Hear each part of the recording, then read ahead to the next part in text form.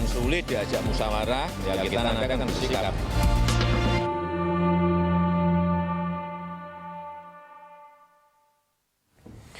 Terima kasih pemirsa Anda masih bergabung bersama kami dalam Prime Time Talk. Kita masih mendiskusikan terkait soal Freeport dan Pak Satya, Presiden Jokowi sebenarnya tidak perlu ditafsirkan macam-macam ya. Sebagai kepala negara, sikap beliau sudah cukup jelas. Tapi bos Freeport juga sebagai CEO, sikapnya jelas harus seperti itu gitu kan.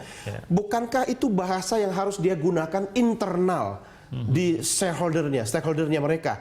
Tidak untuk konsumsi dalam duduk bersama dengan pemerintah Indonesia. Bagaimana Anda melihatnya? Saya melihat kalau dia sampaikan di depan pers itu ya wajar dong. Dia kan perusahaan publik yang juga harus memberikan satu statement. Walaupun bentuknya seperti tekanan kepada kita. Ya nggak ada masalah. Oh namanya juga ini parti berkontrak, ini lagi hubungannya lagi tidak bagus. Sama aja suami istri lagi berantem, lagi tegang. Tapi tetap ada komunikasi. Ada komunikasi. Nah justru kita mengetuk, kita berharap supaya terbaiklah yang dihasilkan, dan dia harus tahu bahwa nilai-nilai kedaulatan Indonesia dalam bidang energi ya sekarang ini kan digugat banyak orang gitu loh. Jadi memang Indonesia sekarang different.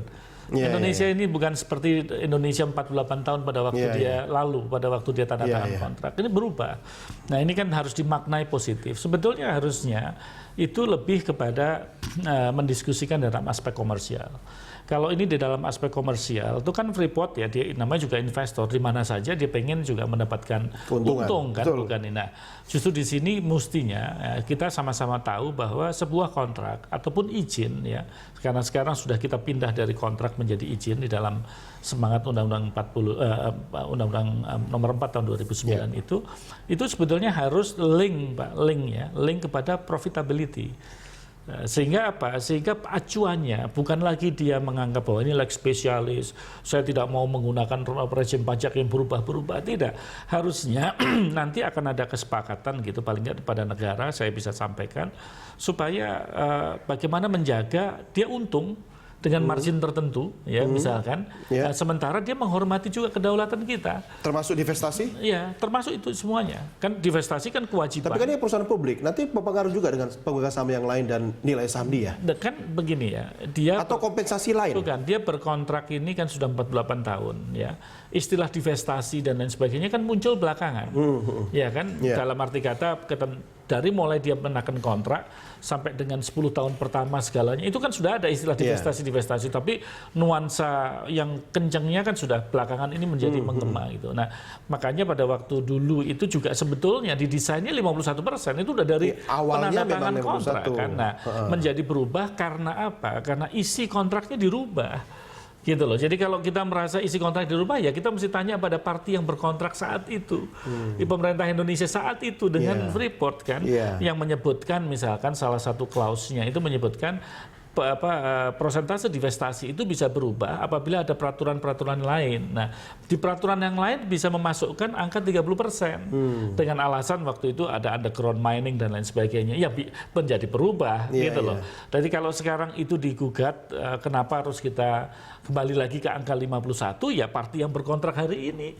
Tapi kalau dalam perspektif kita bicara kedaulatan energi bangsa Indonesia, kita sudah di jalan yang benar. Sudah jalan benar karena kedaulatan itu justru termanifestasi ya.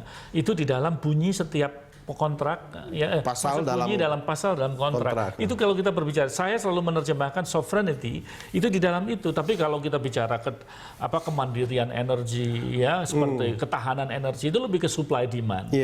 Kan, tapi begitu kedaulatan apa yang ada di dalamnya. Makanya the details itu sangat penting di dalam kontrak itu sebetulnya dalam rangka menjaga kedaulatan tadi. Nah, saya ingin kembali lagi, kalau isu sovereignty ini disandingkan dengan kontrak sanctity, ya karena yang satu kan kontrak sanctity, maksudnya kita honor kontrak, kontraklah menjadi semacam sesuatu yang tidak bisa dirubah. Gitu. Sementara kedaulatan juga mengatakan loh, saya berdaulat, hukum publik saya tidak mau dong tunduk pada hukum kontrak, kan begitu. Nah, dua ini harus disatukan ya di dalam proses 120 hari ini. Mereka duduk ya, mereka kita masih tetap pada 120 hari itu kan ancamannya Freeport ke Bukan kita.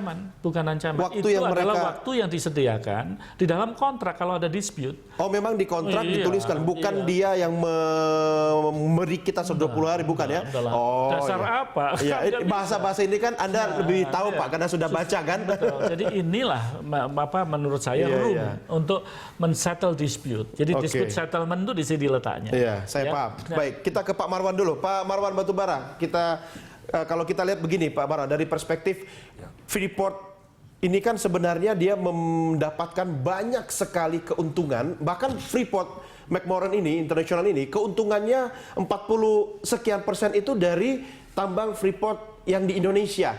Jadi secara bisnis, kalau dia ada konflik dengan Indonesia dan dia harus bungkus barang, packing koper dan angkat kaki dari Indonesia, itu pasti kan bunuh diri Pak Marwan. Bagaimana Anda melihatnya? Betul. Ya, saya kira itu jelas ya. Jadi saya kira dia tidak akan berani-beraninya untuk bertahan tidak mematuhi apa yang kita minta sesuai dengan perintah undang-undang.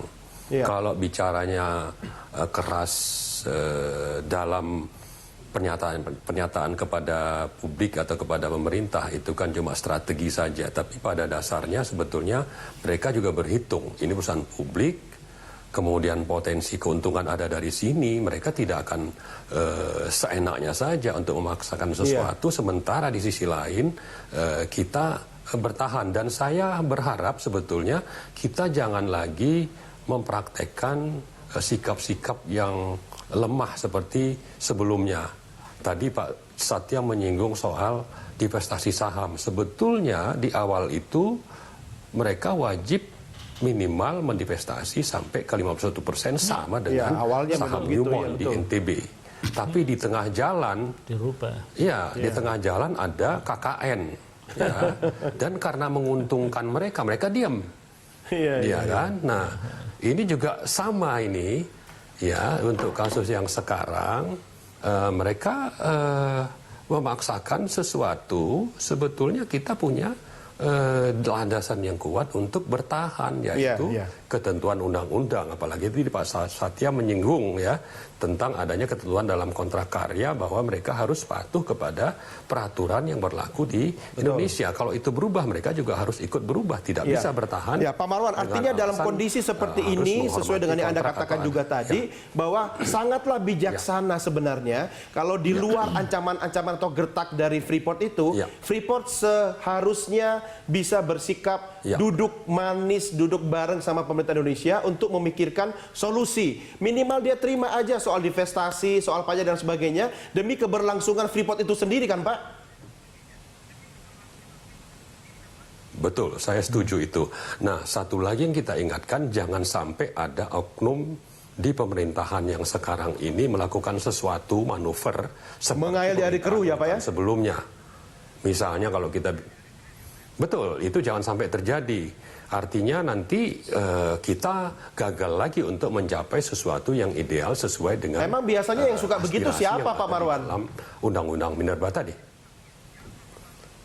Ya, kita kan melihat dari praktek yang terjadi di lapangan sebetulnya kan. Misalnya... Mungkin masih ada ya? Siapa saja itu kan kita bisa mencatat. Masih ada saya kira ya.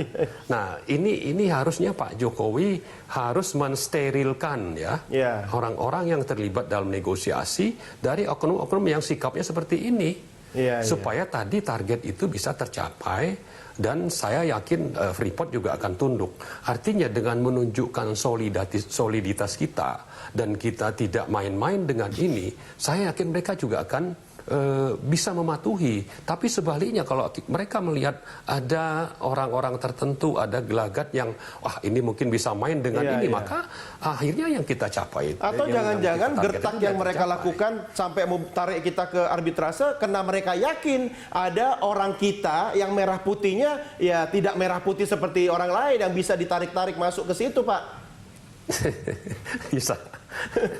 Bisa seperti itu juga sebetulnya.